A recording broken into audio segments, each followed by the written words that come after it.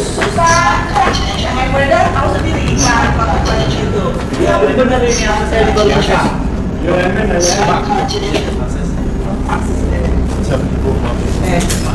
Itu dicicil. Apa?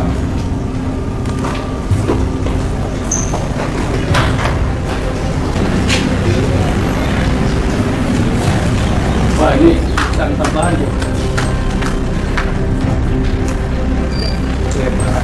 Ya, bisa tambah.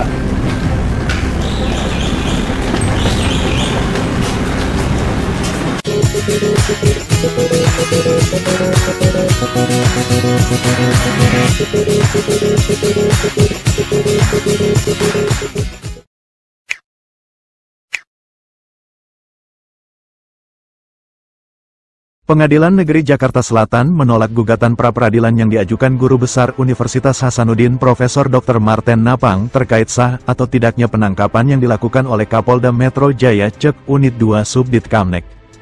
Dalam amar putusannya tertanggal 8 Juli tahun 2024, Pengadilan Negeri Jakarta Selatan menolak permohonan pra-peradilan seluruhnya dan membebankan pemohon membayar biaya perkara sejumlah nihil. Muhammad Iqbal, kuasa hukum Dr. John Palinggi, ketika dihubungi, membenarkan adanya informasi penolakan gugatan pra-peradilan yang diajukan Profesor Dr. Marten Napang, yang juga Ketua Umum Badan Pengurus Yayasan Sekolah Tinggi Teologia Indonesia Timur, STT Intim, Makassar, dan dosen penguji di Universitas Kristen Indonesia, UKI.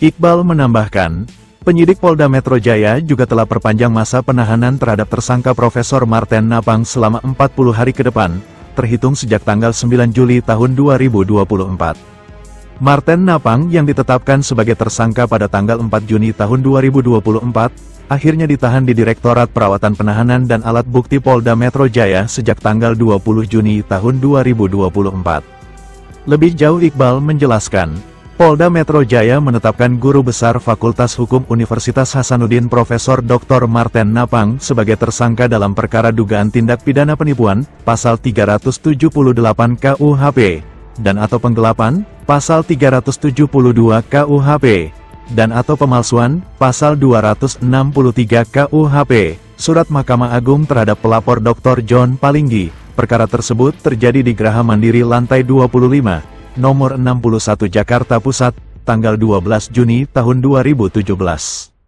Iqbal menguraikan awalnya kasus perkara ini terjadi. Kata Iqbal, pada tahun 2017, Marten Napang datang menemui John Palinggi untuk meminta menggunakan ruangan kantor di Geraha Mandiri lantai 25, Jakarta Pusat.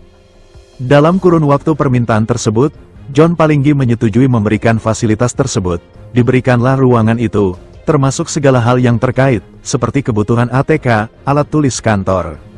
Seiring perjalanannya, lanjut Iqbal, Marten Napang mendatangi John Palinggi dan menawarkan dirinya untuk siap membantu penyelesaian jika ada perkara berkaitan di Mahkamah Agung. Bahkan, ketika itu, Marten Napang sempat meyakinkan John Palinggi dengan menunjukkan 12 putusan yang pernah dimenangkannya di Mahkamah Agung. Gayung pun bersambut.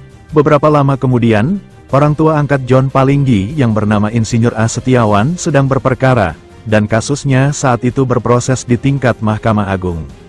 Lalu Marten Napang meminta berkas terkait kasus tersebut kepada John Palinggi. Marten Napang juga meminta sejumlah dana operasional terkait pengurusan kasus tersebut kepada John Palinggi.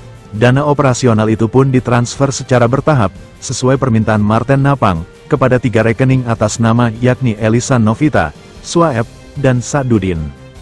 Iqbal melanjutkan, dalam perjalanannya, John Palinggi menanyakan perkembangan kasus tersebut kepada Marten Napang. Kembali Marten meyakinkan John Palinggi agar tetap tenang menunggu putusan Mahkamah Agung tersebut. Selang beberapa lama, ada email yang diduga atas nama Marten Napang yang dikirimkan ke email John Palinggi. Setelah di-print out email tersebut, ternyata berisi putusan Mahkamah Agung yang memenangkan atau mengabulkan perkara Insinyur A. Setiawan yang diurus oleh Marten Napang. Seminggu berlalu, John Palinggi merasa perlu mengecek kebenaran putusan Mahkamah Agung yang diduga dikirim via email Marten Napang.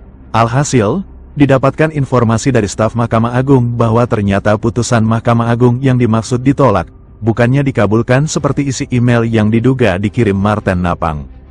Berawal dari sini, tegas Iqbal, kemudian John Palinggi melaporkan Marten Napang ke Polda Metro pada tanggal 22 Agustus tahun 2017. Dalam perjalanannya, proses perkara ini sempat berjalan di tempat.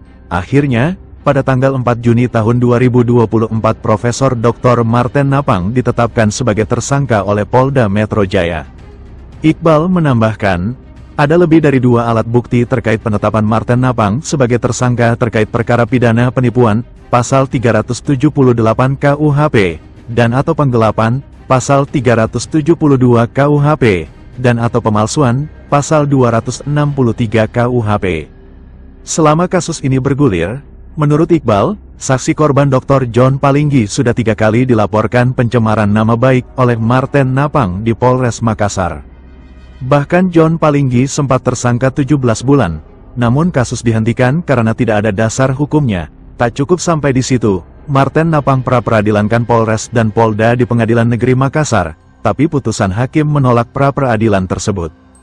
Gugatan demi gugatan dilayangkan oleh Marten Napang. 3 tahun kemudian John Palinggi dilaporkan lagi di Makassar terkait pencemaran nama baik, tapi dihentikan karena tidak ada dasar hukum. Begitu juga ketika John Palinggi dilaporkan lagi di Polda Metro Jaya terkait pencemaran nama baik, tapi lagi-lagi kasus tersebut dihentikan karena tidak berdasarkan hukum. Kekalapan Marten Napang pun semakin menjadi manakala Polda Sulawesi Selatan digugat perdata sebesar 40 miliar di Pengadilan Negeri Makassar, namun gugatan tersebut ditolak seluruhnya. Bahkan ketika Marten Napang naik banding juga ditolak oleh Pengadilan Tinggi Sulawesi Selatan. Selain kasusnya berproses di Polda Metro Jaya, sampai saat ini juga Marten Napang menunggu putusan kasasi setelah Majelis Hakim Pengadilan Tinggi Makassar menolak banding terdakwa Marten Napang terkait dugaan membuat laporan palsu dengan vonis 6 bulan penjara.